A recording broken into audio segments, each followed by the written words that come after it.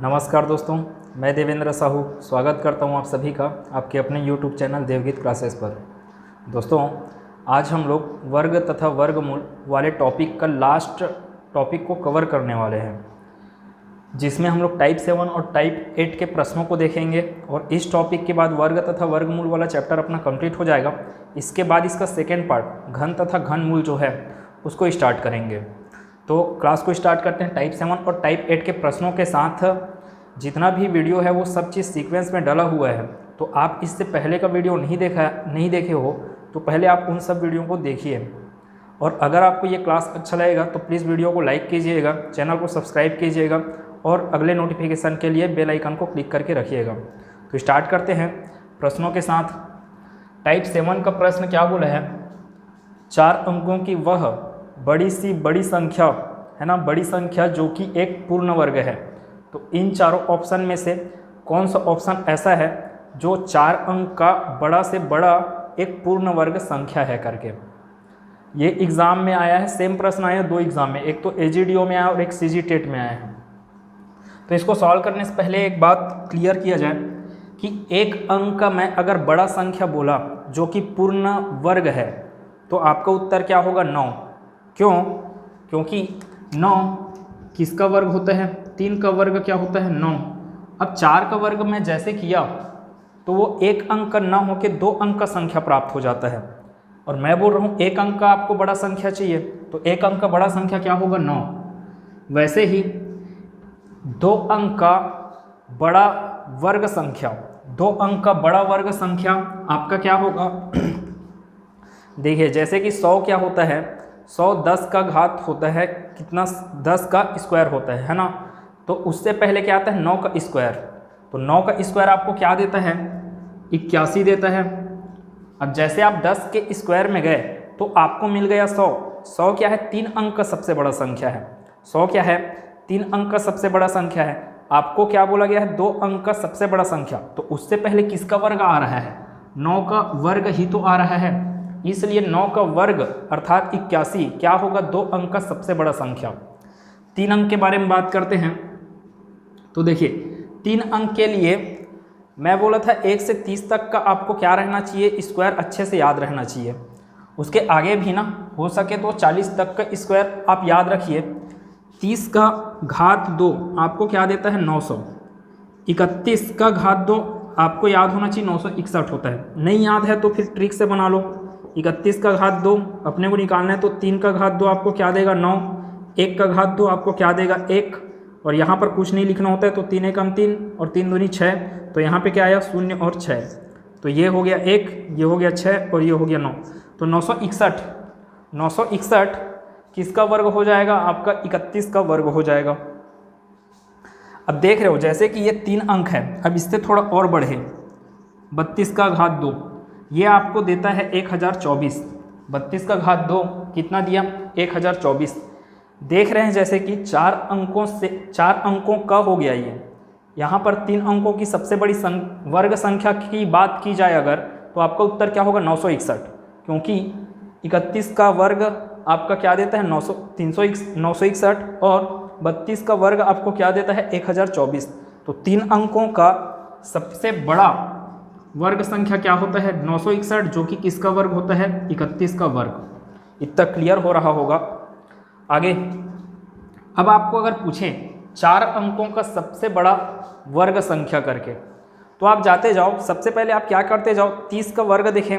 अगर आप 30 के आगे 35 का वर्ग निकाल रहे हो, यहाँ पर क्या देख रहे हो आप? 1024 देख रहे हो, है ना। 1024 क्या है? छोटा संख्या है। 4 अंकों का सबसे छोटा संख्या जो कि एक पूर्ण वर्ग है। तो छोटे संख्या के लिए क्या आ रहा है अपने पास? 1024 जो कि पूर्ण वर्ग है किसका? 32 का वर्ग है ये। 4 अंकों का सबसे छोटा पूर्ण वर्ग संख्या अगर पूछा तो आपको आंसर क्या देना है? 1024। किसका स्क्वायर है वो? 32 का स्क्वायर है। अगर आपको किसके 4 अंकों का बड़ा वर्ग संख्या पूछे, 4 अंकों का बड़ा वर्ग संख्या पूछे तो देखते हैं पहले ये क्या है। ये क्या लिखे आप? 10,000 लिखे। 10,000 लिखे ना। 10,000 में आपका कितना शून्य आया है? 4 शून्य आया है। 10,000 5 अंकों का संख्या है। जबकि आपको पूछा गया है 4 अंकों का बड़ा संख्या जो कि क्या हो, एक वर्ग संख्या हो। तो सिंपल सी बात है 10,000 से छोटा ही आएगा वो। 10,000 किसका वर्ग होता है, तो 10,000 आपका यहाँ पे 4 शून्य, तो यहाँ पे आएगा 2 शून्य, मतलब कि 100 का वर्ग होता है कौन, 10,000।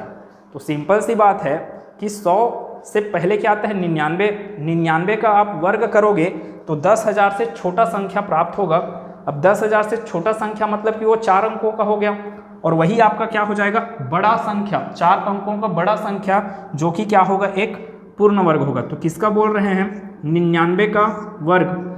इस चीज़ को आपको निकालना है तो ट्रिक से निकाल सकते हैं। यहाँ पे आएगा 9 निया 81, फिर यहाँ पे आएगा 9 निया 81, फिर 9 नियम 81 और 81 का गुना आपको 2 से करना है, तो कितना देगा आपको 162।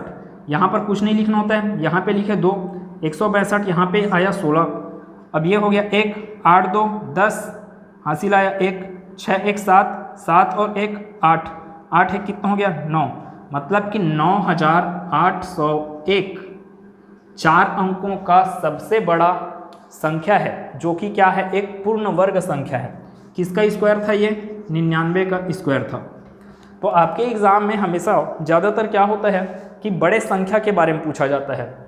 अगर छोटे संख्या के बारे में पूछे, 4 अंकों का छोटा संख्या जो कि क्या है, एक पूर्ण वर्ग है, तो आपका आंसर क्या होगा 1024 छोटा के लिए। किसका स्क्वायर था ये, 32 का स्क्वायर था। अगर आपको 3 अंकों का पूछे, 3 अंकों का पूछे तो आप देख लो 10 का घात 2 जैसे करते हो तो 100 पहुँचते हो। अब उसके आगे फिर जा रहे हो तो वो 3 अंकों का बनते जा रहे हैं, तो भाई 100 भी तो क्या है, 3 अंकों का ही है। तो सबसे छोटा वर्ग संख्या 3 अंकों का क्या होता है, 100। किसका स्क्वायर है वो, 10 का स्क्वायर है। अब आगे अगर आपको 2 अंकों का सबसे छोटा संख्या पूछेगा, वर्ग संख्या, तो वो क्या होगा, अपना 16 होगा, क्योंकि 3 का घात 2 9 दिया जो कि 1 अंक का संख्या है। जबकि उससे जस्ट आगे मैं जाता हूँ, 4 का घात 2, तो ये क्या देगा आपको 16 देगा। ऐसे ही अपन बना सकते हैं आगे और आएगा तो। और हम लोग को एग्ज़ाम में हमेशा यही चीज़ पूछा जाता है 3 अंकों और 4 अंकों का। जैसे कि आप देख रहे होंगे कि यही प्रश्न 2 बार आया है।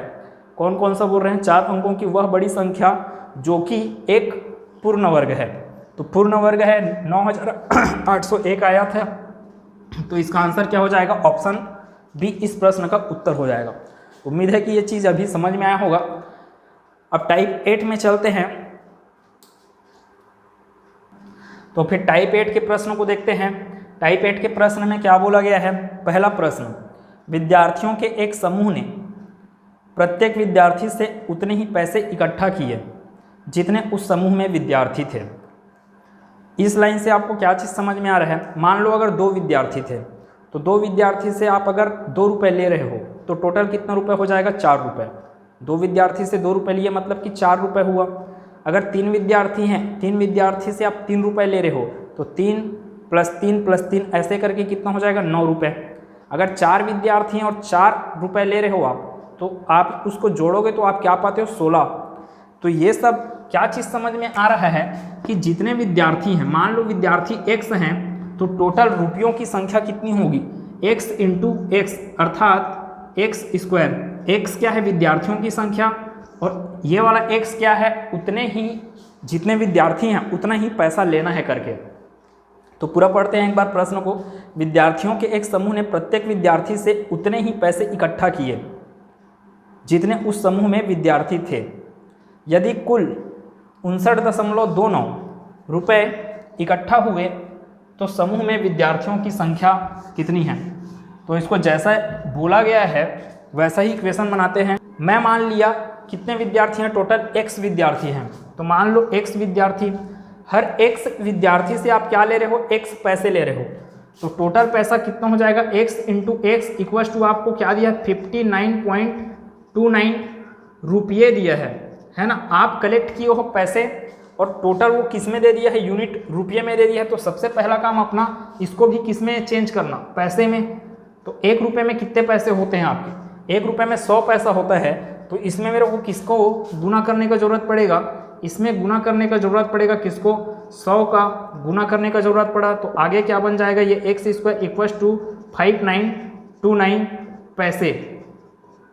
अब आपका काम विद्यार्थियों की संख्या निकालना है ना। आप क्या माने, विद्यार्थियों की संख्या x, यहाँ पर लिखा हुआ है एक्स स्क्वायर, तो x का वैल्यू कैसे निकलेगा, यहाँ पर x equal to square root of 5929, ये हो गया।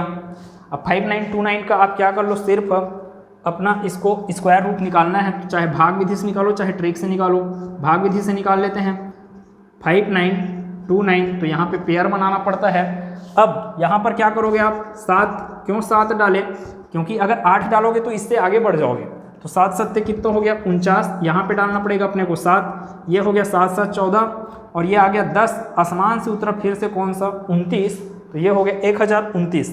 अब देख रहे हो इकाई अंक 9 है, अपने को इकाई अंक 9 चाहिए, तो यहाँ पर क्या डालना पड़ेगा 3 या तो फिर 7, इसके अलावा और कुछ नहीं डाला जा सकता। अगर मैं 3 डालूंगा तो 143 का गुना होगा 3 से, तो 143 का गुना 3 से आप करोगे तो ज़्यादा से ज़्यादा आप 450 के आसपास पहुंच पाओगे, जबकि पहुंचना का है 1029 तक।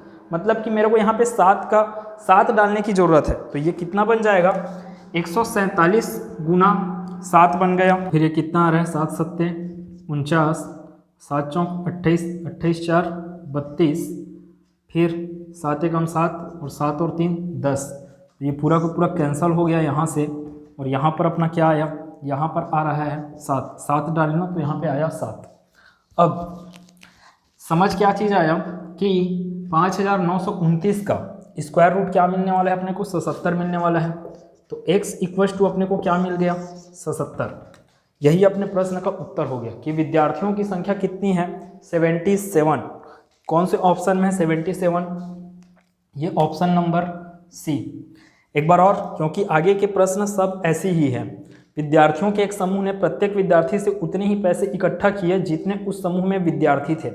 x विद्यार्थी हैं, x विद्यार्थी से x रुपया लिया गया, तो टोटल रुपया कितना हो जाएगा, पैसे लिए गए थे ना, x पैसे लिए गए थे, तो टोटल पैसे होंगे, तो x इंटू एक्स पैसे, तो वो पैसे में ना दे के वो रुपये में दिया था, इसलिए हम उसको किस में कन्वर्ट किए, उसको रुपये में, पैसे में कन्वर्ट किए, रुपये को पैसे में कन्वर्ट किए।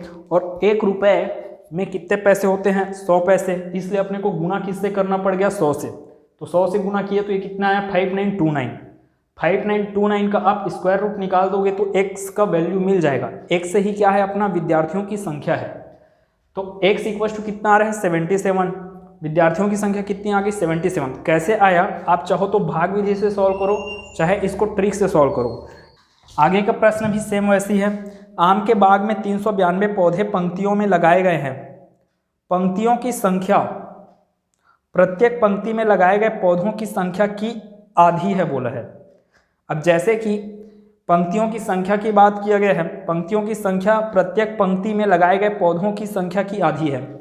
मान लो हर पंक्ति में कितना पौधा लगाया जा रहा है 4 पौधा, मतलब कि पंक्तियों की संख्या कितनी होगी 2, 4 का आधा 2 ना। वैसे ही हर पंक्ति में अगर x पौधे लगाए जा रहे हैं तो पंक्तियों की संख्या कितनी होगी x/2। तो टोटल ये क्या हो जाएगा, सेकेंड वाला सॉल्यूशन है। अगर x पौधे लगाए जा रहे हैं, हर पंक्ति में x पौधे लगाए जा रहे हैं, और प्रश्न के अनुसार ही क्या बोला है कि पंक्तियों की कुल संख्या कितनी है x/2, आधी है ना, तो x इंटू x/2 आपको क्या देगा 392 दिया। आपको क्या चीज़ निकालने बोले हैं, तो प्रत्येक पंक्ति में कितने पौधे लगाए गए, पौधों की संख्या को निकालना है। कितने पौधे लगाए गए बोले आप, x लगाए गए बोले। अब x/2 का आंसर मत दे देना, x का वैल्यू निकालने बोल रहा है वो। अगर वो पूछता कि पंक्तियों की संख्या कितनी करके, तब आपको आंसर देना पड़ता x/2 का। तो पहले इसके लिए अपने को क्या चाहिए, आखिर x का वैल्यू चाहिए, तो यहाँ से होगा x² इक्वल टू 2 इंटू 392, तो ये होगा, इसको गुना करेंगे तो कितना आ गया 2 दूनी 4, 2 निया 18, 2 तिया 6 1 7, 784। 784 किस संख्या का स्क्वायर होता है, 784 का अपने को क्या निकालना पड़ेगा, अपने को निकालना पड़ेगा इसका स्क्वायर रूट। तो 784 का स्क्वायर रूट अपने को पता है, अगर आपको 1 से 30 तक का स्क्वायर रूट पता है तो आप इसका आंसर आसानी से दे सकते हो। 784 किसका स्क्वायर रूट होता है, ये होता है अपना 28 का। 28 का स्क्वायर रूट कितना होता है 784, तो x इक्वल टू मिल गया 28 और अपने को प्रश्न में यही पूछा गया, क्या पूछा गया, प्रत्येक पंक्ति में कितने पौधे लगाए गए। मैं यही माना था कि प्रत्येक पंक्ति में मान लो x पौधे लगाए गए, पंक्तियों की संख्या कितनी, x/2। अभी आपको पौधों की संख्या को पूछ रहा है तो x इक्वल टू कितना आएगा, 28। तो इस प्रश्न का आंसर क्या हो जाएगा अपने पास, 28। अगर वो पूछता कि पंक्तियों की संख्या को पूछता तो अपना आंसर आता 14। पंक्तियों की संख्या को पूछता तो अपना आंसर आता 14। क्यों आता, क्योंकि अपने को x/2 का वैल्यू निकालना पड़ जाता। तो ये अपना आंसर हो गया। आगे चलते हैं। एक सेनापति 36,562 सैनिकों के साथ एक पूर्ण वर्ग तैयार करने की इच्छा रखता है। इस व्यवस्था के बाद कुछ सैनिक बच गए, बचे हुए सैनिकों की संख्या क्या है। तो इसको क्या करना पड़ेगा, इसके लिए सॉल्यूशन क्या बोला, वो 35,000 टोटल सैनिक कितने थे, 36,562 सैनिक थे टोटल। अब इसको मेरे को क्या कैसे बांटना है, बोला है वो एक पूर्ण वर्ग के रूप में बांटना है, मतलब कि इसका वर्गमूल निकालना है। अब वर्गमूल निकालने के बाद मैं देखूंगा कि लास्ट में शेष कितना आ रहा है। वही सैनिक तो होंगे जो कि क्या हो जाएंगे, बच जाएंगे। तो बचे हुए सैनिक आपको कैसे निकालना है, इसका आप स्क्वायर रूट निकालते रहिए। स्क्वायर रूट निकालने के केस में लास्ट में जो आपका शेष बचेगा वही क्या हो जाएगा, बचे हुए सैनिकों की संख्या। तो निकालते हैं इसको, पेयर बनाते हैं, यहाँ से पेयर बनाए, यहाँ से बनाए, यहाँ पे 0 डाले, ये एक पेयर बन गया। अब आगे इसको सॉल्व करेंगे फिर से, तो ये क्या होगा, तो ये 1 एकम 1 हुआ, यहाँ पे आएगा 1, ये हो गया आपका 2, ये कितना आ गया यहाँ पे 2, आसमान से उतरा कौन, ये 65। अब अपने को यहाँ पे क्या डालें, कि अपन पहुँच जाए किसके आसपास, 265 के आसपास पहुँच जाए।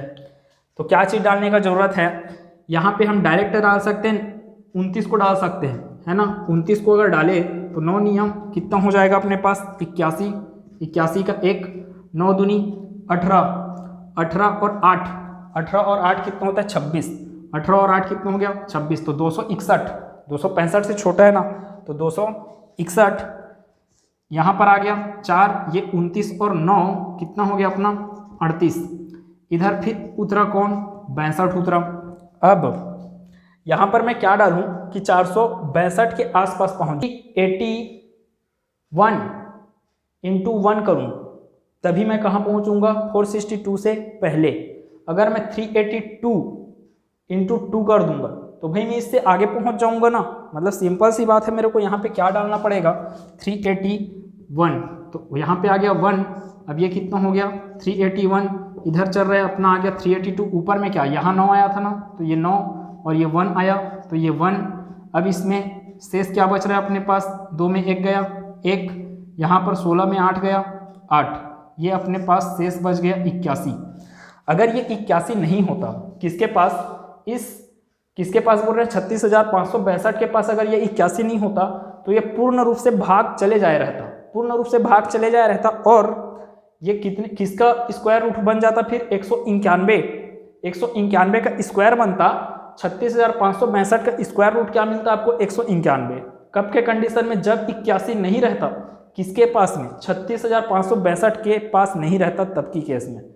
अभी आपको एक्स्ट्रा क्या चीज़ मिला है, 81, और यही क्या हो गया, बचे हुए सैनिकों की संख्या। तो आपको वो क्या पूछा है, बचे हुए सैनिकों की संख्या को पूछा है। तो इसका आंसर क्या हो जाएगा अपने पास, ऑप्शन नंबर सी इस प्रश्न का उत्तर हो जाएगा। तो लास्ट प्रश्न में चलते हैं फिर। एक प्रकाशक एक स्कूल के कुछ छात्रों को पुरस्कार स्वरूप 550 पुस्तकों को देना चाहता है एवं वह पुरस्कार विजेताओं की संख्या के बराबर संख्या की पुस्तकों का वितरण करता है। मतलब कि 550 पुस्तकों को बांटना है उसको।